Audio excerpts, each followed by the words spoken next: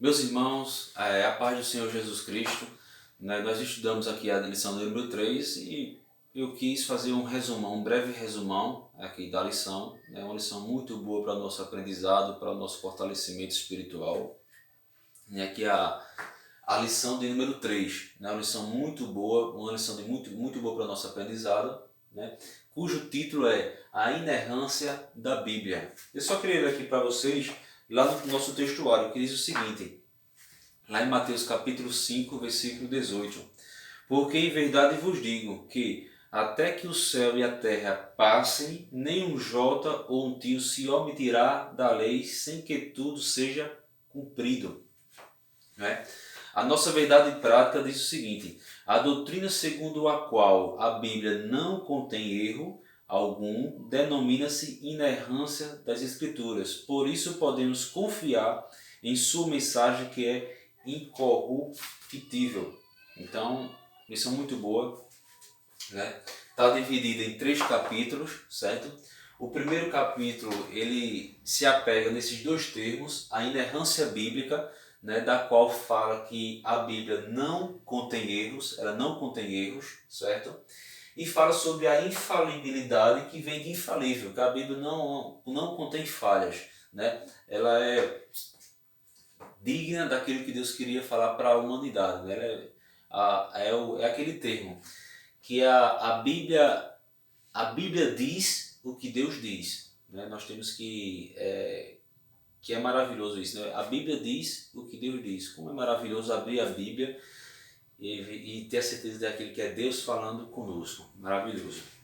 No segundo capítulo aqui da lição, fala sobre os chamados autógrafos. O que é esse termo? Autógrafos, também chamado de autográficos. Né? O que é essas expressões? Esses autógrafos ou autográficos são as primeiras cópias ali onde o próprio escritor, né, podemos citar Moisés, por exemplo, e outros escritores bíblicos, onde foi escrito a próprio punho, né, o texto original, o primeiro texto escrito, né, são os originais da Bíblia. Infelizmente, nós não temos mais nenhum manuscrito original. Infelizmente, devido ao tempo, todos esses manuscritos originais eles foram perdidos, se desgastados, porque naquela época era escrito em alguns pedaços de barro, mas a maioria, né, em papéis, né? Dali vem do papiro, que é de uma planta chamada papiro. Então foi escrito ali em papéis, né? Então, infelizmente, nós não temos mais nenhuma original chamado de autográficos da Bíblia. Estou melhorando um pouco da gripe ainda, mas autógrafos chamados de autográficos. Então são os originais da Bíblia. Nós não temos, mas nós acreditamos, né? Quando nós estudamos na lição passada sobre a inspiração divina, né? Que a inspiração divina, ela aconteceu na redação primária, ou seja, ela aconteceu aqui, nos originais, onde os próprios escritores bíblicos, né, eles escreveram a próprio punho, ou o seu escrevente, escreveram ali próprio punho os originais. Então, a inspiração divina, a inspiração de Deus, aconteceu na redação primária, ali nos chamados autógrafos ou autográficos. Então, deu para entender esse primeiro tópico aqui da lição, do capítulo 2 da lição. Agora vamos para manuscritos apógrafos. O que são manuscritos apógrafos? Apógrafo significa cópia, ou seja, os apógrafos são as cópias dos originais. Hoje não temos, infelizmente, os originais, mas nós temos os chamados apógrafos. Hoje existe mais ou menos cerca de 25 mil cópias dos manuscritos bíblicos, né? A maioria em hebraico, grego e latim. Né? Então nós temos esses 25 mil cópias dos manuscritos chamados apógrafos, que são as cópias dos originais. E do Novo Testamento nós temos 5.800 manuscritos preservados do Novo Testamento, perdão, do Novo Testamento nós temos 5.800 manuscritos, todos em gregos. Também do Novo Testamento nós não temos os originais, nós temos os apógrafos, que são as cópias, mas estão muito bem preservadas, 5.800 manuscritos do Novo Testamento, todos em gregos, certo? Muito bem preservados.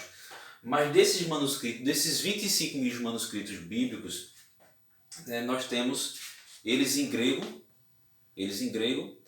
hebraico e latim. Mas nós também temos em outros idiomas. Eu notei aqui só para não esquecer. Mas veja, dentre esses nós também temos em outros idiomas. Por exemplo, nós temos em aramaico, nós temos em árabe, nós temos em cópita, nós temos em siríaco, nós temos em armênio, gótico, etiópico, eslovênio, anglo-saxônico, entre outros. Então, é milhares. Só para vocês terem uma ideia, vejam como a Bíblia é um livro maravilhoso. Dos livros mais antigos da humanidade, né, que não é a Bíblia, livros aí de culturas e outras coisas, os mais antigos da humanidade, existem entre 10 e 20 manuscritos. E somente da Bíblia, somando o Antigo com o Novo Testamento, temos mais de 30.000. Veja que coisa maravilhosa. Então deram para entender o que é apógrafo, são cópias dos originais, é chamado de apógrafos. Muito bom. Vamos lá. Agora não confundam apócrifos,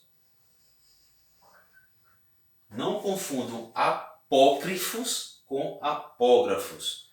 Apógrafos são as cópias dos originais.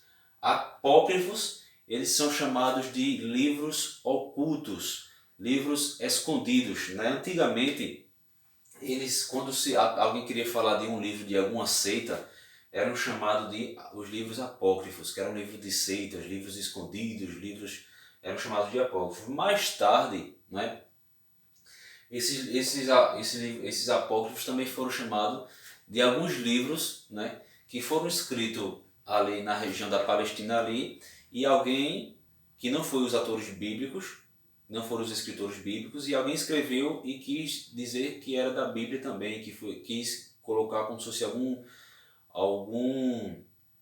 escritor bíblico tinha escrito. Mas quando foram os judeus fizeram ali o cânon bíblico, né, no cânon, eles não foram canonizados, não foram aprovados, certo? Então nós vemos aí, por exemplo, na Igreja Católica existem 7 livros a mais do Antigo Testamento que são chamados de livros apócrifos, que não foram canonizados. Na Bíblia protestante e na Bíblia judaica do Antigo Testamento contém 39 livros. Na Igreja Católica tem 7 a mais. Por quê?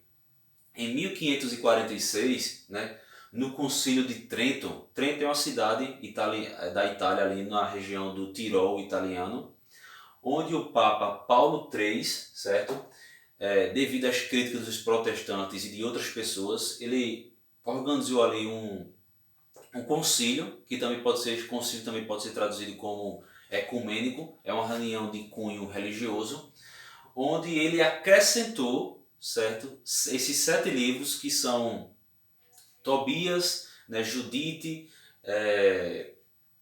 1º e 2º Macabeus, Cânticos, Sabedoria de Salomão. Não confundir Sabedoria de Salomão com Cânticos de Salomão. Cânticos de Salomão é o que nós temos na nossa Bíblia, mas ele é diferente do Sabedoria de Salomão também.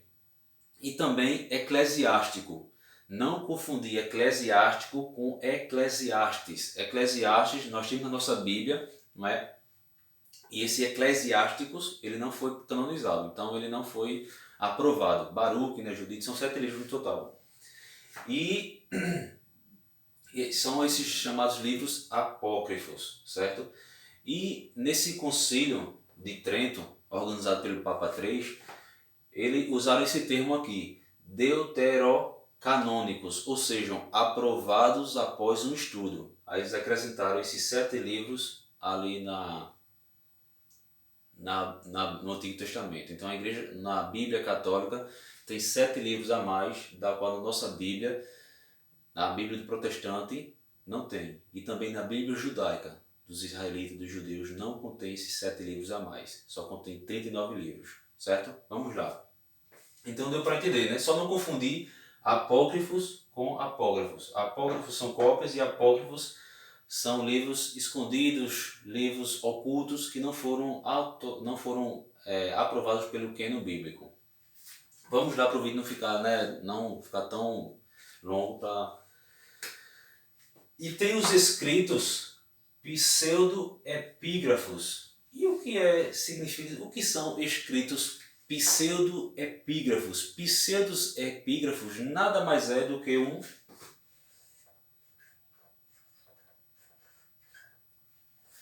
um falso escrito.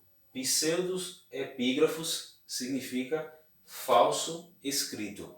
Ele não foi aceito por ninguém, né? E o que é que esses pseudoepígrafos eles contêm? Por que eles foram aprovados? Eles contêm erros de anacronismos. O que é um erro anacronismo? São erros cronológicos, erros de datas, né? Também possuem erros doutrinários, né? Ali discordâncias entre a Bíblia. Por exemplo, esses livros pseudoepígrafos, que são falsos escritos, eles contêm sobre a assunção de Moisés no Antigo Testamento. Eles falam sobre o Apocalipse de Pedro. Eu não lembro qual é o livro, mas um desses livros aqui, não sei se é no livro apócrifo, que eu creio que seja, ou é nesse pseudoepígrafos, que fala sobre a ascensão de Maria, do corpo de Maria, onde quando Maria, a mãe de Jesus, morreu, seu corpo foi levado aos céus. Mas na Bíblia não tem isso, mas em algum desses livros aqui, que eu não lembro qual é, posso depois dar uma pesquisada, não lembro, mas aí fala sobre essa ascensão do corpo de Maria, que não tem base bíblica, certo? Então deu para entender sobre esse segundo aqui capítulo, né? Para nós. E no capítulo 3, né, vem sobre a verdade, né? A verdade no hebraico significa emet, que significa confiável e correto. A nossa Bíblia, ela é confiável e ela é correta, certo?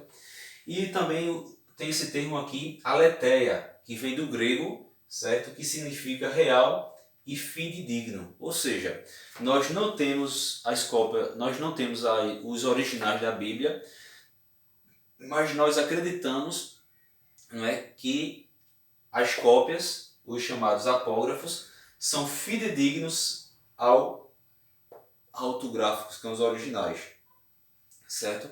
Então a Bíblia, ela é a autoridade e deve ser obedecida acima de qualquer autoridade humana, certo? Então uma coisa muito boa aqui, né? É aquela coisa, né?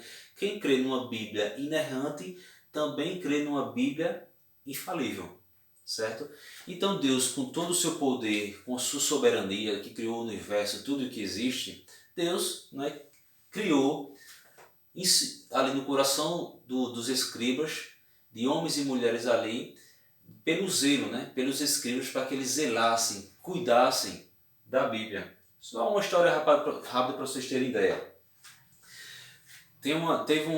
No decorrer da história, teve alguns escribas. Veja como Deus despertou o zelo no coração dessas pessoas. Que quando eles iriam transcrever a Bíblia, eles pegavam uma pena, que naquela época era uma pena com a tinta, e começavam a escrever o texto, as palavras comuns. Quando eles chegavam no texto, que estavam transcrevendo, né, pegavam o original e ia fazer uma cópia. Eles escreviam as palavras. Quando iriam escrever o nome de Deus, eles pegavam outra pena que era especificamente só para copiar o nome de Deus e copiavam, porque eles acreditavam, né, que o pincel, a caneta, né, a pena daquela época que eles escreviam, eles utilizavam na transcrição, que escrevia as palavras comuns, ela não era digna de escrever o nome de Deus. Então veja como Deus despertou, né, no coração, né, dessas pessoas para que transcreverem a Bíblia com zelo, né, com cuidado. Então nós podemos crer, né, que o Espírito Santo, que Deus, ele preservou, né, os originais através das cópias. Nós temos que crer que a cópia, ela é fiel aos originais. Outro dia eu vou falar aqui sobre os manuscritos de Qumran. Muito bom, mas para o livro não ficar muito longo, o vídeo não ficar muito longo, eu vou fazer outra vez, escrever outra vez. Mas lá no livro de Salmos, Salmo 119, versículo 72, diz o seguinte: melhor é para mim a lei da tua boca do que inúmeras riquezas em ouro e prata. Ou seja, a palavra de Deus é ouro para a nossa vida. Amém, meus irmãos? Vou parar por aqui e espero que vocês tenham entendido essa lição, uma lição muito boa para o nosso aprendizado. Fique na paz, que Deus os abençoe.